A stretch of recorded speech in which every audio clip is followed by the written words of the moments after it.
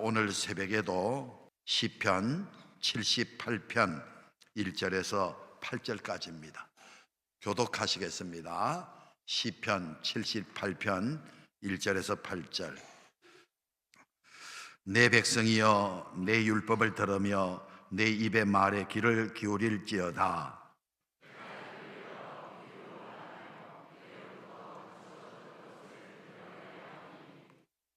이는 우리가 들어서 아는 바요 우리의 조상들이 우리에게 전한 바라.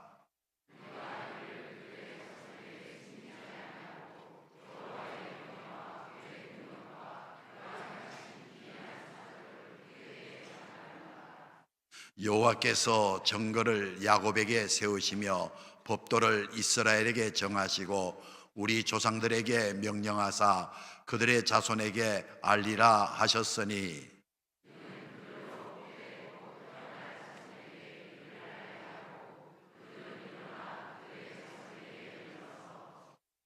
그들로 그들의 소망을 하나님께 두며 하나님께서 행하신 일을 잊지 아니하고 오직 그의 계명을 지켜서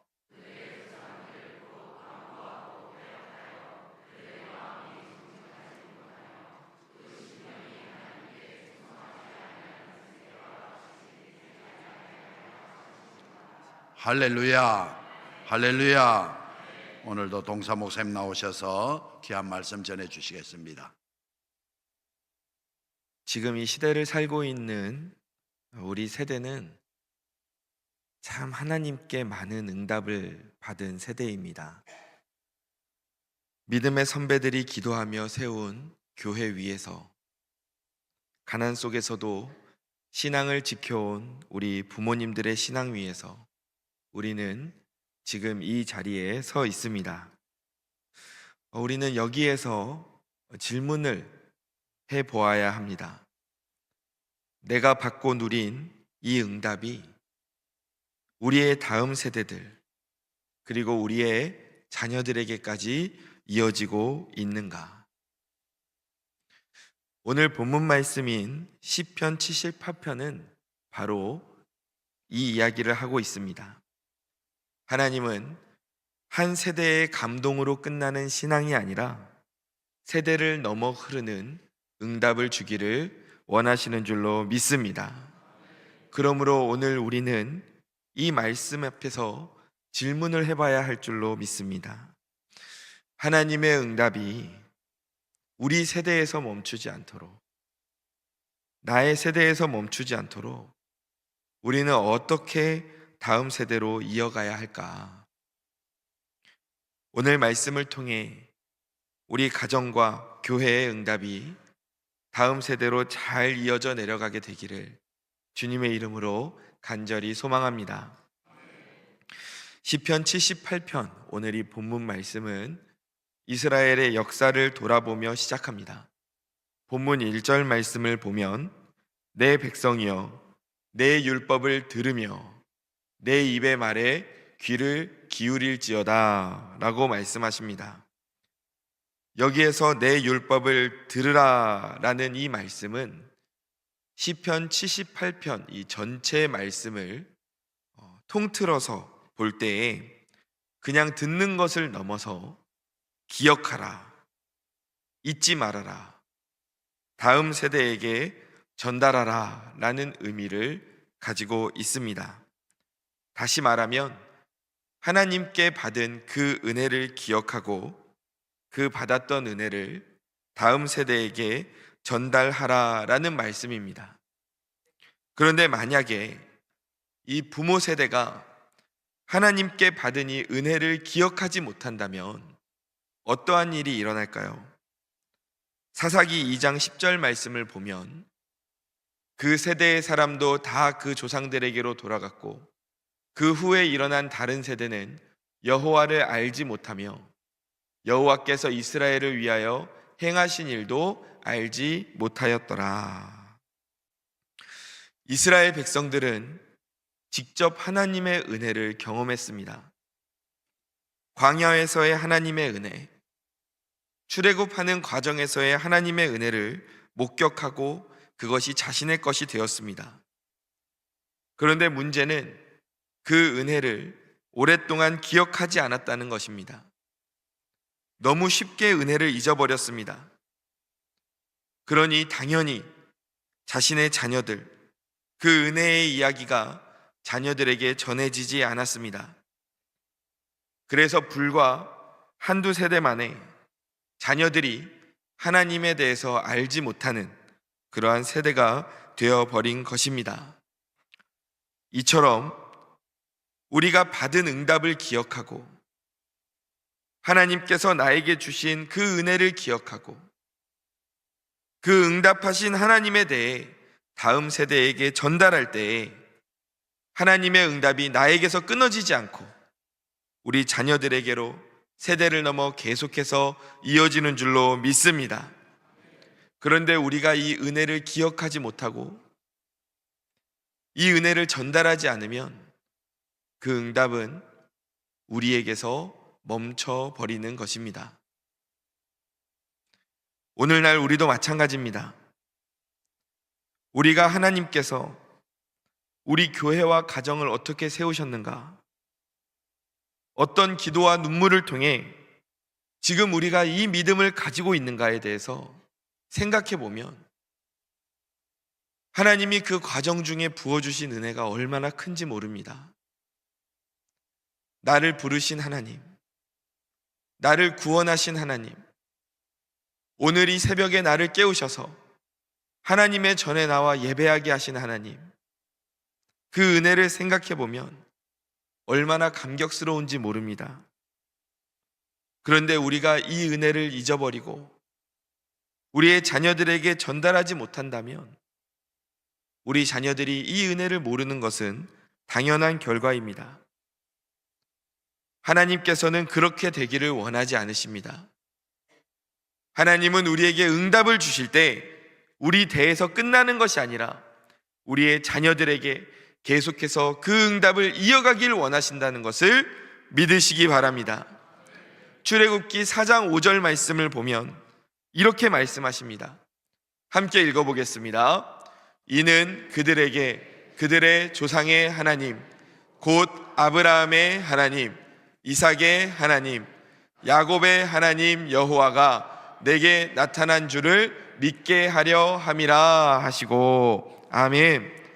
하나님께서 자신을 소개하실 때 어떻게 소개하십니까? 나는 아브라함의 하나님이고 이삭의 하나님이고 야곱의 하나님이다 라고 설명하시지 않습니까? 그냥 한 시대에 역사하신 하나님이 아니라 대를 이어서 시대를 넘어서 역사하시는 하나님이시다 라고 하나님 스스로 소개하시는 것입니다. 하나님은 이처럼 언제나 한 세대의 감동으로 끝나는 분이 아니라 세대를 넘어 일하시는 분입니다.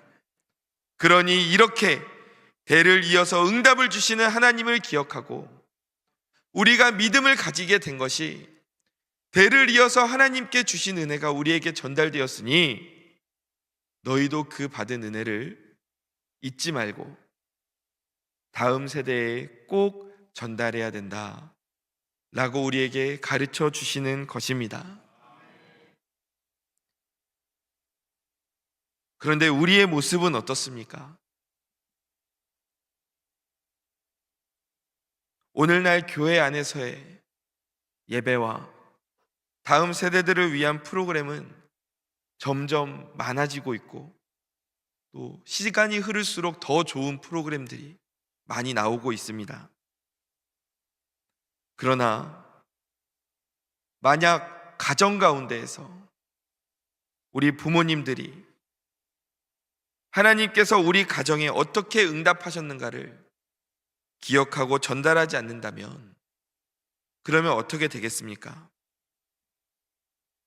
우리 아이들은 하나님을 교회 안에만 계시는 분으로 오해하게 되지 않겠습니까?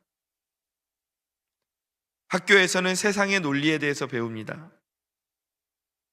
집에서는 하나님에 대해 이야기하지 않고 세상의 성공에 대해서 이야기하고 교회 안에서만 잠깐 하나님을 만나는 그러한 뿌리가 약한 신앙을 가지게 될 것입니다. 그러면 그 신앙은 너무나도 약해서 이 세상의 풍파를 이겨낼 그런 힘을 갖지 못하게 되는 것입니다. 그래서 하나님께서는 우리 어른들에게 분명히 말씀하셨습니다. 본문 3절 말씀을 보면 이는 우리가 들어서 아는 바요, 우리의 조상들이 우리에게 전한 바라 라고 말씀하십니다. 지금 시편의 기자도 어떻게 고백합니까? 내가 하나님을 어떻게 아느냐? 우리의 조상들에게 하나님에 대한 이야기를 전해 들었기 때문에 내가 지금 하나님을 알고 있다, 그렇게 고백하고 있습니다. 마찬가지입니다. 우리 사랑하는 성도 여러분, 신앙은 내가 가지고 있다고 해서 우리 다음 세대들에게 유전처럼 자동으로 이어지는 것이 아닙니다. 신앙은 전해지는 것입니다. 우리가 자녀들에게 하나님에 대해서 보여주고 들려주며 그리고 함께 믿음을 가지고 살아갈 때에 하나님을 믿는 이 신앙이 전승되는 것임을 믿으시기 바랍니다. 그러므로 이 시간 다시 한번 우리의 가정을 돌아보길 원합니다. 우리 가정은 얼마나 하나님에 대해 이야기를 하고 있습니까? 우리 가정이 한자리에 모이면 어떤 이야기를 가장 많이 하고 있습니까?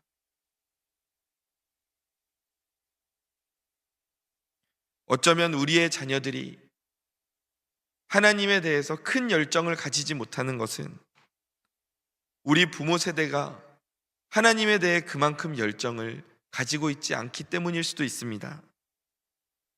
우리가 자녀들에게 우리가 받은 이 응답을, 하나님이 나에게 부어주신 이 은혜를 제대로 전달하지 않아서일지도 모릅니다. 우리 어른들의 입에서 찬양이 사라지고 감사와 간증이 멈출 때에 우리 자녀들에게서 믿음이 사라져가는 것입니다. 본문 4절 말씀입니다. 함께 읽겠습니다. 우리가 이를 그들의 자손에게 숨기지 아니하고 여호와의 영예와 그의 능력과 그가 행하신 기이한 사적을 후대에 전하리로다. 아멘. 시편 기자는 하나님께서 우리에게 행하신 이 놀라운 일들과 그 훌륭한 일들을 숨기지 않고 다음 세대에게로 전해줄 것이라고 찬양합니다. 이 고백이 오늘 우리의 고백이 되기를 주님의 이름으로 간절히 축원합니다. 우리의 가정에서 우리의 자녀들과 우리의 다음 세대들에게 또 교회 안에서 하나님께서 우리를 어떻게 인도하셨는가, 우리 어른들을 어떻게 인도해 오셨는가, 우리에게 어떤 응답을 주셨는지에 대한 이야기가 우리 자녀들에게 쌓여야 할 줄로 믿습니다. 그러할 때 우리 자녀들의 그 영혼 속에 하나님을 향한 믿음이 자라나게 된다는 것을 기억하시기를 바랍니다. 한 걸음 더 나아가 시편 기자는 다음 세대를 세우는 방법에 대해 아주 분명하게 이야기합니다. 본문 5절 말씀입니다. 여호와께서 증거를 야곱에게 세우시며 법도를 이스라엘에게 정하시고 우리 조상들에게 명령하사 그들의 자손에게 알리라 하셨으니, 하나님께서 부모들에게 명령하십니다. 우리 어른들에게 말씀하십니다. 자녀들에게 하나님에 대해 알려라, 하나님을 가르쳐야 된다라고 말씀하십니다. 즉 하나님께서는 우리 자녀들의 신앙 양육이 우리 어른들, 우리 부모들의 손에 맡겨주셨음을 오늘 말씀을 통해 이야기하시는 것입니다. 우리나라는 그 어떤 나라와 비교해 봐도 교육열이 뛰어난 나라입니다. 어떻게든 자녀들에게 하나라도 더 가르쳐서 나보다 더 나은 삶을 살게 하고 싶은 그 열정이 아주 충만한 나라입니다. 자녀들이 좋은 학교를 다니고 좋은 환경에서 살고 좋은 직장에 다녀서 좋은 스펙을 갖추는 것에 대해서 관심이 많습니다. 그런데 우리가 자녀들에 대해서 한번 생각해 볼 필요가 있습니다. 왜 우리는 이 자녀들이 출세하기를 원하고, 왜 우리는 이 자녀들을 계속해서 공부를 시킵니까? 그 목적이 하나님께 쓰임받게 하기 위해서입니까? 아니면 이 세상에서 부족함 없이 살게 하기 위해서입니까? 우리는 자녀들을 양육할 때 이 자녀가 사회 속에서 어떤 역할을 감당할 것인가만 생각해서는 안 됩니다.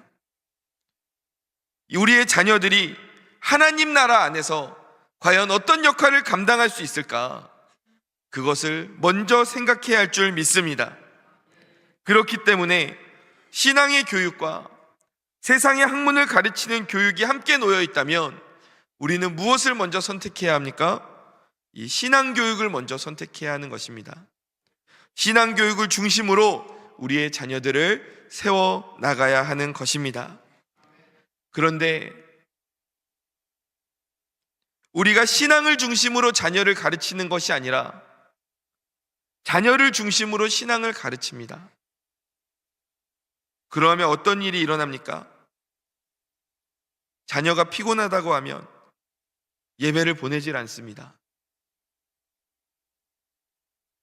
중요한 일이 있다고 하면 그럼 이번 주는 쉬고 다음 주부터 나가라고 말합니다. 학원은 빠짐없이 가야 하는데 학원을 빠질 바에는 교회를 쉬라고 말합니다. 학원에서 방학에 진행하는 집중보각은 꼭 참석해야 하는데 교회에서 진행하는 수련회에는 빠질 수도 있다고 생각합니다. 학교와 학원 숙제는 점검하지만 자녀들이 말씀을 얼마나 읽었는가는 점검하지 않습니다. 이제 고등학생이 되었으니까 공부에 집중하다가 대학에 들어간 후에 신앙생활을 다시 시작하라고 말합니다. 그러나 신앙은 그런 식으로 학원에 보내듯이 끊었다가 붙였다가 할 수 있는 것이 아닙니다. 우리 다음 세대 자녀들하고 장결자를 가지고 통화를 하고 상담을 하다 보면 우리 아이들이 이런 말을 할 때가 있습니다. 목사님, 저 교회 끊었어요. 우리 아이들이 학원 끊듯이 말합니다. 그러나 우리 자녀들에게 신앙을 가르칠 때는 이 신앙은 학원 다니다가 안 다니는 것처럼 접수했다가 끊는 것처럼 그렇게 할 수 있는 것이 아닙니다. 신앙은 계속해서 이어지는 것입니다. 우리의 세대를 넘어서 이 신앙이 이어져야 한다는 것을 기억하시길 바랍니다. 그래서 신명기 6장 5절에서 7절 말씀, 하나님께서 우리에게 신신당부하시지 않습니까? 함께 읽어보겠습니다.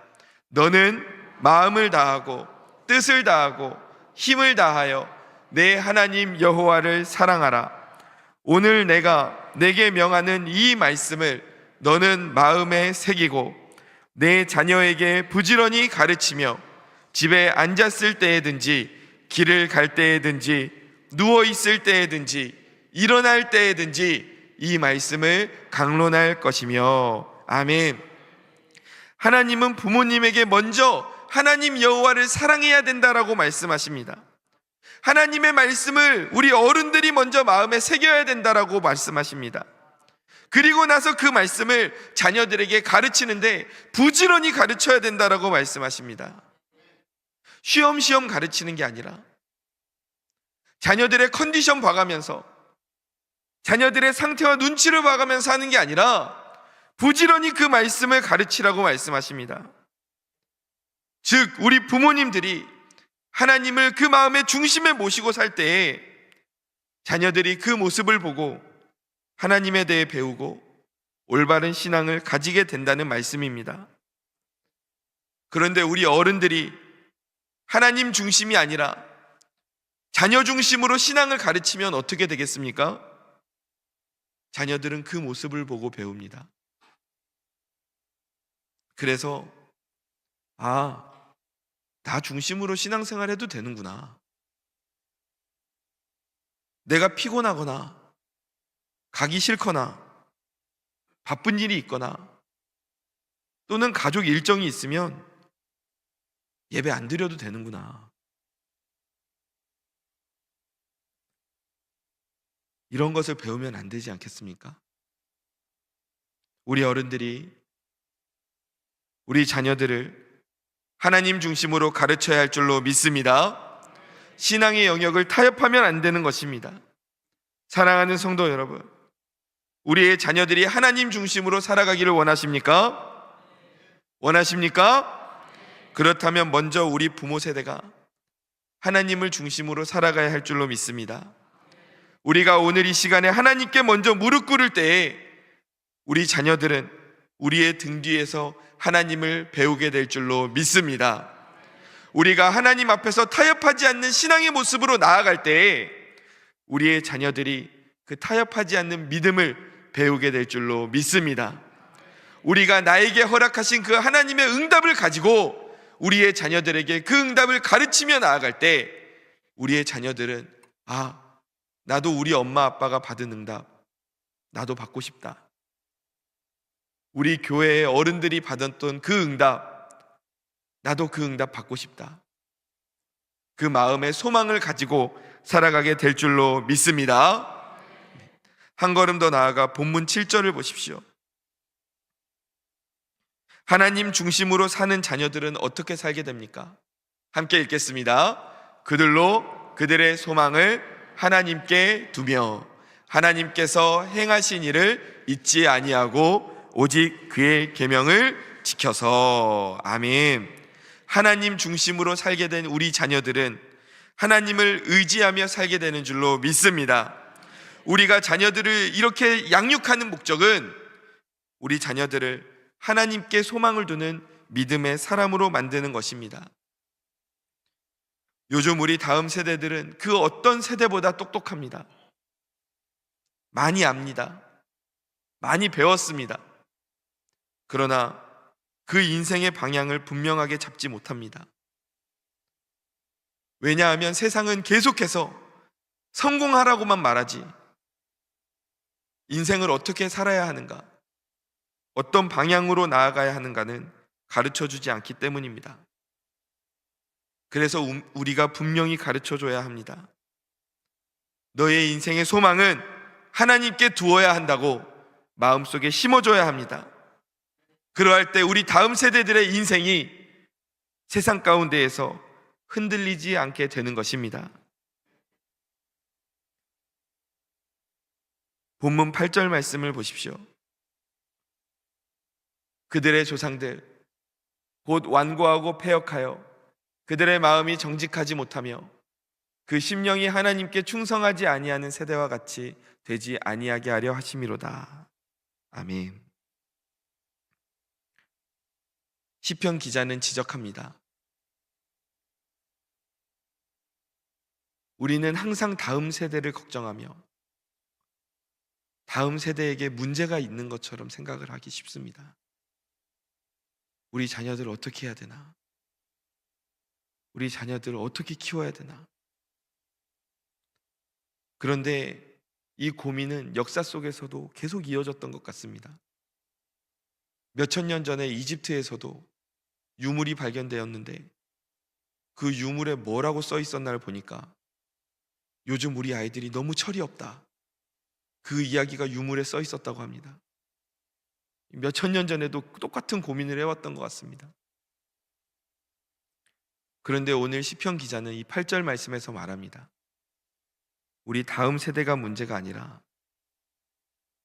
그 조상들이 하나님 앞에서 고집이 세고 반항적이었다 라고 말합니다. 우리도 다음 세대를 바라보며 걱정합니다. 다음 세대의 위기에 대해 말하면서 우리 자녀들이 하나님께로 돌아오지 않는 이 상황 속에서 우려 섞인 목소리를 보냅니다. 그러나 진짜 문제는 다음 세대가 아닐지도 모릅니다. 하나님을 중심으로 살지 못한, 하나님 앞에서 완고하고 패역했던 우리의 문제일 수도 있습니다. 이스라엘의 다음 세대가 여호와를 알지 못하는 세대가 되었던 것은 부모가 하나님에 대해서 가르치지 않았기 때문이었습니다. 하나님에게 문제가 있었던 것도 아니고 다음 세대 자녀들에게 문제가 있었던 것도 아니었습니다. 중간에서 어른들이 그 응답을 제대로 전달해 주지 못했던 게 문제였습니다. 하나님 중심으로 살지 않은 어른들이 결국 하나님을 모르는 다음 세대를 만들었던 것입니다. 기도의 자리를 잃은 부모는 자녀에게 기도의 능력을 물려줄 수가 없습니다. 예배의 기쁨을 잃은 부모는 자녀에게 예배의 감격을 전할 수 없는 것입니다.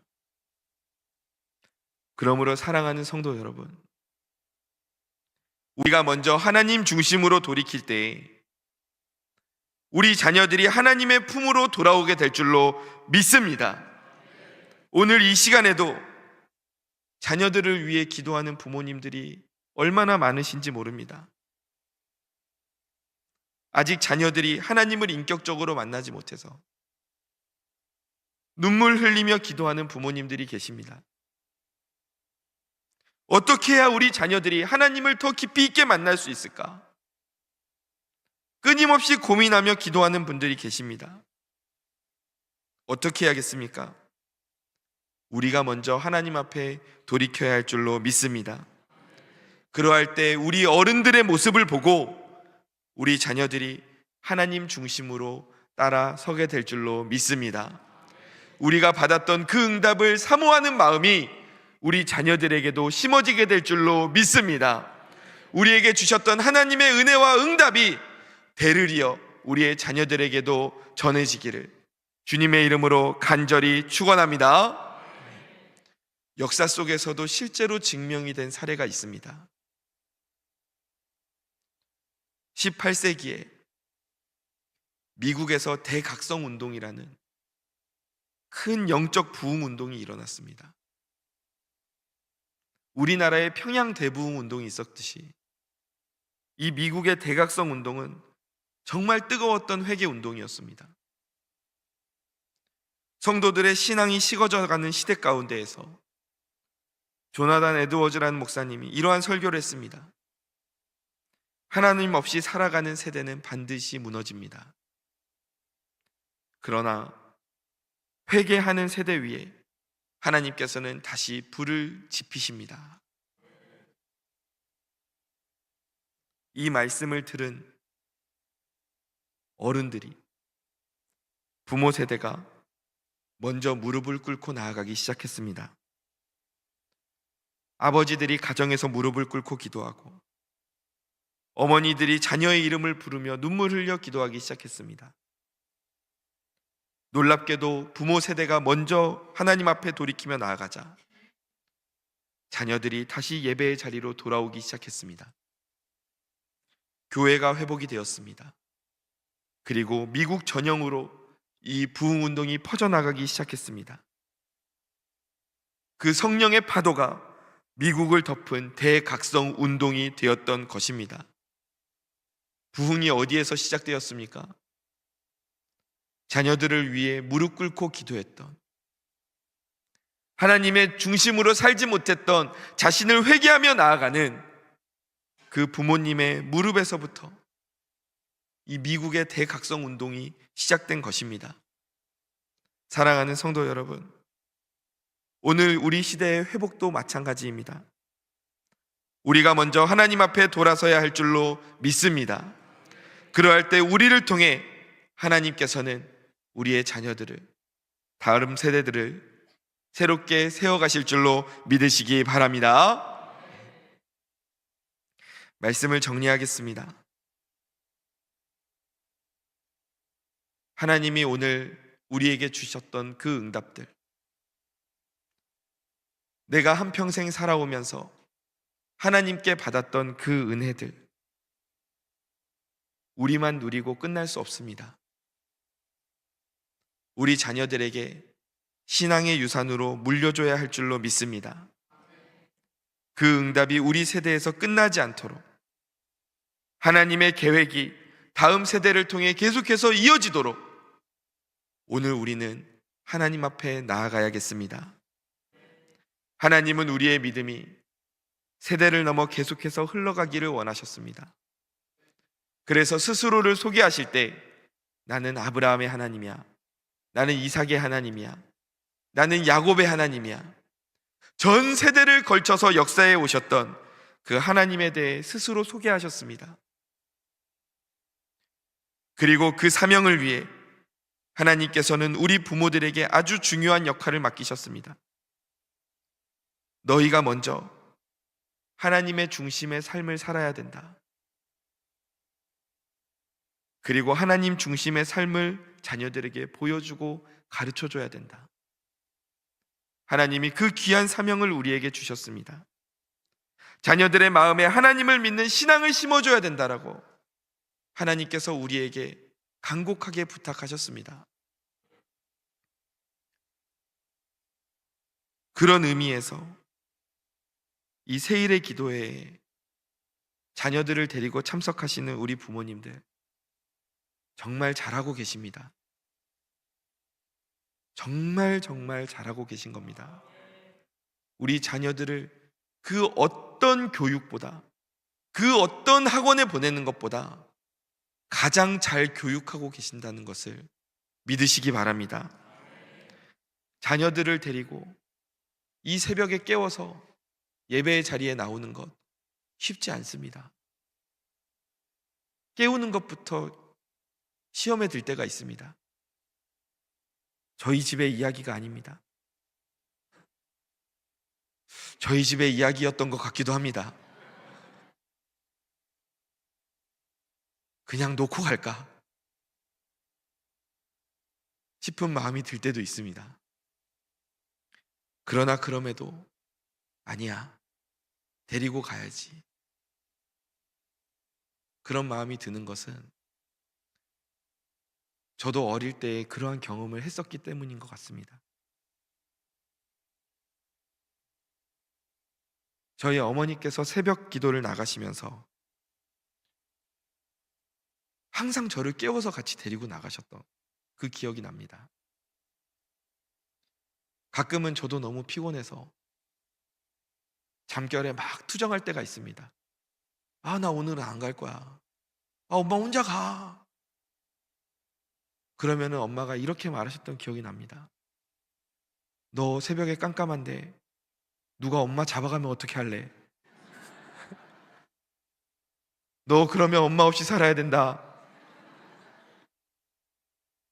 그러면 그 말을 듣고 가만히 누워있을 수가 없습니다. 그 어린 마음에 그래, 엄마 누가 잡아가면 어떻게 하지? 무서운 아저씨가 나타나면 어떡하지?